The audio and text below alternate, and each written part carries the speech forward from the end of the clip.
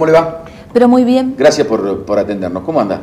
Pero todo bárbaro. Bueno, un gusto estar en contacto con ustedes como siempre, porque sé que llegan a muchos hogares y eso es importante porque hay una forma de dar cuenta a través de la pantalla y lo hacemos. Ha sido otro de los años movidos, digo, todos estos años en cuanto a la actividad legislativa a nivel nacional, movido. Movido. En realidad fue un año muy particular. Yo hacía un balance, una mirada, si se quiere, hacia el interior de cada uno de nosotros. Y fue un año con muchas sesiones. La diferencia quizás con otros años es que fueron sesiones especiales, no fueron todas sesiones ordinarias.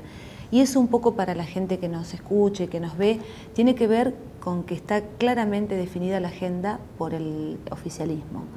Que de alguna manera no está mal, porque por algo el Frente para la Victoria es gobierno, sino que quedan muchos proyectos de diputados, como por ejemplo en el caso de los 3 diputados neuquinos, muy interesantes, porque hemos hecho un trabajo a lo largo del año con cantidad y calidad de proyectos que no han podido prosperar. Y esa es la deuda que nos queda. ¿Duermen en algún cajón? Duermen en los cajones, se espera a ver qué va a pasar el año que viene, si son proyectos que tienen que ver con el tema económico, Hacienda un poco la comisión lo frena, pero bueno, así todo algunas leyes de autoría personal y del bloque han salido y eso también nos pone contentos. ¿Cómo es ser diputada nacional desde Aluminé? Mirá, cuando me tocó ser candidata, lo hacía y lo acepté con muchas ganas y con mucho orgullo porque de alguna manera era representar a mi partido desde el interior profundo. Por supuesto que fue una sorpresa haber ganado, no me imaginé, y esto he sido honesta siempre, acompañaba a José Brillo, que era un candidato y lo sigue siendo conocido, potable, querido por la gente, y yo era la desconocida, si se quiere. Venía del interior, de ser docente rural, directora de un jardín de infantes, donde la realidad de ese microespacio no tiene nada que ver con lo que pasa a nivel nacional. Pero como todos los desafíos, me animé, puse todo mi coraje, mi buena voluntad y mi responsabilidad y fue una experiencia, y lo sigue siendo una experiencia extraordinaria. Uno entiende que también desde un lugar chiquito como lo es Aluminé y siendo una docente de nivel inicial, se puede trabajar por la provincia y por la patria, y creo que tiene que ver con el animarse, sí, con asumir ese desafío. Además también con un doble trabajo, si se quiere, de movimiento, porque usted tiene que llegar a Neuquén y de Neuquén tiene que ir a Aluminé y tiene que hacer 400 y algún kilómetros, estar con su familia el fin de semana y ya el lunes o martes tener que regresar para tomar el vuelo e irse a Buenos Aires, cosa que generalmente los diputados de aquí de Neuquén tienen el aeropuerto a media hora de su casa. Tal cual. Pero además, esto que vos decís es muy cierto y está muy bueno que me lo hagas recordar. Hay diputados de otros lugares que cada vez que me ven me dicen, ¿otra vez hiciste 4 o 5 horas de viaje en auto? Sí, le digo, y en verano o en épocas primavera, otoño, genial hacer el camino desde Aluminé a Zapala a Neuquén. Ahora, me han tocado días de invierno donde el RAU es complicado. Es complicado. El viento blanco, mucha nieve acumulada. Por suerte, estoy más acostumbrada a manejar en nieve que en ciudades, ¿no? Que en asfalto. Y hemos hecho... Pero es todo un movimiento, venir del interior hasta Neuquén a tomar el vuelo para irse a Buenos Aires. Es todo un movimiento. Está bien, es parte del trabajo, pero es un movimiento. Cuando uno llega acá tiene que decir, bueno, todavía me quedan 5 o 6 horas para volver a mi casa. Sí, pero yo tenía un compromiso con la gente, que era no dejar mi lugar de origen. Porque para Aluminé tener un diputado nacional como referente creo que ha sido como algo extraordinario. Nunca tuvimos la posibilidad de esa. Una sola vez en la historia de mi pueblo, que tiene 97, 98 años, tuvimos una diputada provincial, una sola vez en esta historia democrática. Así que tener un diputado que de pronto todos conocen la casa y a cualquier hora me pueden golpear una puerta para pedir un auxilio, una ayuda, una gestión, sobre todo la gente más necesitada, independientemente de mi tarea legislativa, que sé y todos sabemos que es hacer leyes, para la gente hay como un referente también de apoyo a los problemas cotidianos, ¿no? ¿En qué está trabajando? ¿En qué estuvo trabajando? Cuéntenos un poco a la gente, cuéntenos a nosotros también. Bueno, el proyecto de ley de incorporación del delito de maltrato a menores de 16 años, por ejemplo, el proyecto de ley de disposición final de envases de agroquímicos, entre otros, un proyecto de ley por el uso responsable de pilas y baterías. Cuéntenos un poco de todos esos proyectos. En realidad son varios, hemos presentado en este último tiempo más de 40 proyectos de ley. y bueno, resolución y declaración doble número, digamos. Pero bueno, hemos trabajado, como vos me decías, en estos proyectos, en un proyecto de modificación de la ley laboral para que las madres, luego de tener a su bebé, tengan 6 meses de licencia para que puedan estar mejorando ese vínculo y sobre todo en función del amamantamiento, que es algo que se sugiere en cualquier lugar del mundo, ampliar la licencia al papá, que hoy tiene poquitos días para disfrutar del nacimiento de su hijo. La ampliamos en nuestra propuesta a 30 días para que pueda compartir con la familia, para que pueda ayudar a criar ese bebé y a fortalecer vínculos. Trabajamos en un proyecto que tiene que ver con las personas con discapacidad visual, para que los edificios públicos tengan todo lo que tiene que ver cartelería de información en braille, digamos, pensando también en aquellas personas que necesitan de nosotros y que podemos, a través de una ley, mejorar su calidad de vida. Armamos en forma conjunta con José Brillo y el acompañamiento de la diputada Comelli, que fue cofirmante de un proyecto para nuevamente tener en todo el país las áreas o zonas de frontera que en realidad van a beneficiar a las economías regionales. En alguna época tuvimos algo similar, donde las naftas y el gasoil eran más económicos y eso permitía, por lo menos en el interior, vivir un poco más holgado. Trabajamos con proyectos relacionados con las cenizas del volcán Puyehue. Pedimos en ese momento, a través de un proyecto de ley, que se baje el impuesto a los combustibles para las zonas afectadas del Puyehue, un proyecto de ley que tiene que ver con el reutilizar las cenizas y la arena volcánica para armar bloques para la construcción. Trabajamos en un proyecto que tiene que ver con la incorporación del inglés desde el nivel inicial hasta el último año de la escuela media como un idioma obligatorio. Trabajamos en proyectos de cuidado del medio ambiente como este de agroquímicos, que justamente surge porque yo integro COFELESA. COFELESA es el Consejo Federal Legislativo de la Salud, que es un poco un órgano al interior del Congreso formado por diputados y senadores que justamente recorremos las diferentes provincias del país una vez por mes. Allí tenemos una sesión con los legisladores de esa provincia que integran el COFELESA y lo que planteamos tiene que ver con la necesidad que surge en ese lugar. En uno de los viajes que hicimos a Catamarca, nos reunimos hace 4 meses en Catamarca para trabajar sobre la realidad de la salud de Catamarca. La gente de Catamarca, la ministra de Salud, nos contaba a través de uno de los disertantes en ese momento que una de las preocupaciones tiene que ver con el tema de uso de agroquímicos que bueno, se utilizan en el campo con el tema de la soja y de fertilización. En realidad prohibir no se puede prohibir porque la gente lo va a seguir usando. Ahora, lo que nosotros decimos es tener una mirada responsable en función de que vivimos todos en esta gran casa que es el planeta Tierra. Yo siempre digo, no hay 2 casas, no hay 2 guaridas para los seres vivos, para nosotros, para las plantas, para los animales. Entonces, pensamos en este proyecto, digo pensamos porque siempre me acompaña la gente de mi bloque, mis compañeros y también otros diputados de otras provincias. Pensamos el proyecto, te decía, en función de saber qué hacer con ese envase donde viene el químico para trabajar la tierra o para hacer fertilización o cura.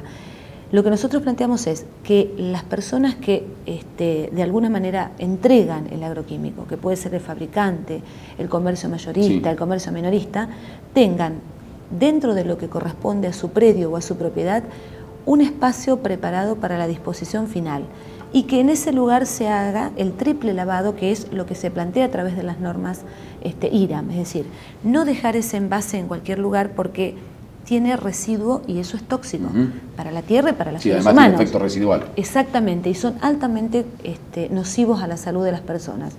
En este proyecto de agroquímico lo que decimos es, bueno, los vendemos, se fabrican, se venden, se entregan al mercado, la gente que lo compra porque lo necesita. Ahora bien, seamos razonables y conscientes. Hacer campañas de concientización sobre qué hacer con ese envase, que esa persona o ese grupo que lo vendió o lo entregó lo recupere, haga la disposición final donde él considere que tiene que hacerla con todas las medidas de precaución y que este triple lavado sea efectivo porque es lo que te reclama seguridad, ¿no? ¿De qué se trata el proyecto de los kioscos saludables? Bueno, te cuento que el miércoles fue aprobado por unanimidad, tuvo media sanción. Fueron 5 diputados que presentamos proyectos de kiosco saludable. Uno de esos proyectos es de mi autoría. Tiene que ver con una concepción de vida saludable. Nosotros entendemos que las escuelas en todos los niveles, generalmente en todo el territorio nacional, hay kiosquitos que o los tiene la cooperadora o los tiene el grupo de padres que acompaña a los chicos. O el centro de estudiantes. O el centro de estudiantes, y en algunos lugares hasta concesionados, como en Buenos Aires. Quizás en Neuquén no tengo mucho dato, pero en Buenos Aires hay gente que los concesiona. En ese kiosco se venden golosinas y bebidas. Generalmente todas esas golosinas y esas bebidas, o toda esa alimentación que se te ofrece allí, tiene azúcar y sal, y en exceso. Las bebidas y las golosinas que los chicos compran. Nosotros no podemos prohibir porque eso está en el mercado y tiene que ver con una concepción de entender qué es lo que podemos comer, que nos hace bien y qué no. Y cada uno puede comer lo que quiera. Exactamente. Y todos los chicos, quienes hemos sido padres, sabemos que a la mañana temprano nos piden la moneda para comprar su propia golosina, y que es una felicidad compartirla con el amiguito o el compañero. Lo que plantea Kioscos Saludables es que se incorpore a ese kiosquito, a esa venta de alimentos y de bebidas, comidas saludables, que pueden ser bajas en sodio, sin azúcar, cereales, frutas, yogures y bebidas que no contengan azúcar, que hay muchas en el mercado. Exactamente. Y a su vez es una manera de hacer campañas para que el chiquito pueda entender que tiene opciones, que puede elegir lo que quizás es rico y no le hace bien a la salud, y aquello que a lo mejor no es tan rico, pero que tiene que ver con la preocupación de cuidar su salud. ¿Por qué surge este proyecto? Porque hemos recabado información y ha crecido en la Argentina la obesidad en los niños y en los adolescentes. Y es un tema que quizás cuando son chiquitos uno lo ve como el hijito que está gordito o que está un poco excedido en kilo. Ahora, cuando llegan a la adolescencia, esto también se complica, porque empieza a mirarse uno en el espejo, a reflejarse en el compañero o en el amigo, y la verdad que hacer una dieta no es fácil. Entonces, si empezamos desde pequeño con una cuestión de cambio de actitud, si entendemos que poner un límite en las cosas que nos hacen mal tiene que ver con un gesto de amor y no con una manera de prohibir, creo que la escuela en esto puede ayudarnos.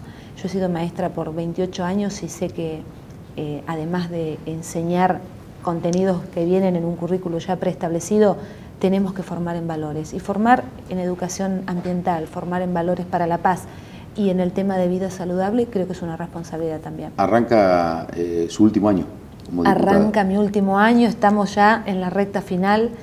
Fueron 3 años de mucho trabajo, de mucho compromiso. Lo hice con la convicción de poder ayudar siempre a los que menos tienen. Y un año que se viene movido porque va a ser electoral, o sea, va a haber mucha actividad también.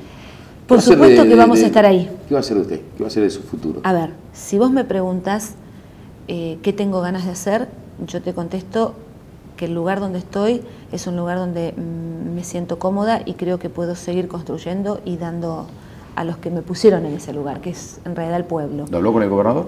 No, pero también quiero decirte que voy a ser respetuosa hasta el último segundo de la decisión del gobernador y de lo que él decide en función de los intereses de la provincia. Entiendo que la decisión la tiene el gobernador. Yo creo que sí, y por supuesto si el gobernador le dice, necesito que vengas al Ejecutivo conmigo, ¿sí? Haremos el esfuerzo y el compromiso. ¿Y si el gobernador le dice, tenés que ser candidata a intendente en Luminé? No, él sabe que no. Creo que ya pasó el tiempo en que yo podría haberlo sido. ¿Descarta ser candidata a intendente en Luminé? Sí, descarto de plano. Te cuento algo que por ahí la gente no lo sabe. En el año 2003 se venía una elección, 2003 creo, se venía una elección importante en mi pueblo. Veníamos de 2 gobiernos seguidos de un partido distinto al nuestro, con serios problemas de conducción, con problemas institucionales, con dificultades económicas, con prácticamente nulo crecimiento en muchas cuestiones que hacen a un pueblo de cordillera. En ese entonces un grupo de personas, fundamentalmente de mujeres, me vienen a buscar a mi lugar de trabajo y me plantean ser candidata a intendente. Me costó mucho tomar la decisión porque yo entendía en ese entonces que teníamos que buscar quizás una figura más convincente. Lo pensaba en mi interior. Acepto, se plantea una interna con quien después fuimos grandes amigos, que fue un compañero de partido, y por muy poquitos votos yo pierdo la interna. Y quedó dando vuelta en mi pueblo la sensación de ahora, después de pasar el tiempo, la verdad que muchos no te votamos porque no queríamos que te vayas de la dirección del Jardín 20. ¿Por qué te cuento esto? Porque el Jardín 20, en ese momento, había sido reconocido a nivel nacional con un premio más que importante que fue entregado por el presidente de aquel entonces, Néstor Kirchner, que tenía que ver con un proyecto distinto educativo, que era un proyecto solidario y que integraba a todas las instituciones del pueblo en función del cuidado del medio. Entonces yo entendí y fui respetuosa, pierdo la interna por 30 votos, acompaño a mi amigo Eduardo, trabajamos mucho para la general y por 50 votos la perdimos. Entonces yo entendí que a veces las internas son saludables, pero creo que en ese entonces no nos beneficiaron. Y me quedé, no digo con culpas, pero me quedé con una sensación amarga de no poder demostrarle a mi pueblo que había una mujer en ese entonces mucho más joven, con muchas ganas de hacer y de dar. Así que creo que fue una etapa que superé, volví lógicamente a mi lugar de trabajo cotidiano y a partir de ahí comenzó este trabajo en el Congreso de la Nación, que es mi primera gestión, pero insisto, estoy dispuesta a seguir trabajando fundamentalmente por la gente, por mi partido, que no me correría un solo instante de sus líneas, de acompañar al doctor Zapac, porque creo que es la persona ideal para la conducción como lo he hecho hasta ahora. Esto del trabajo y del esfuerzo de construir la paz social es algo que yo valoro muchísimo, así que estaré donde él me lo diga y donde la gente también lo disponga, ¿no? Gracias por atendernos. Gracias a ustedes y gracias por el espacio. Luego de la charla con la diputada Olga Guzmán, ya de lleno nos metemos en la charla con María Angélica Carnaghi, diputada del Movimiento Popular Neuquén.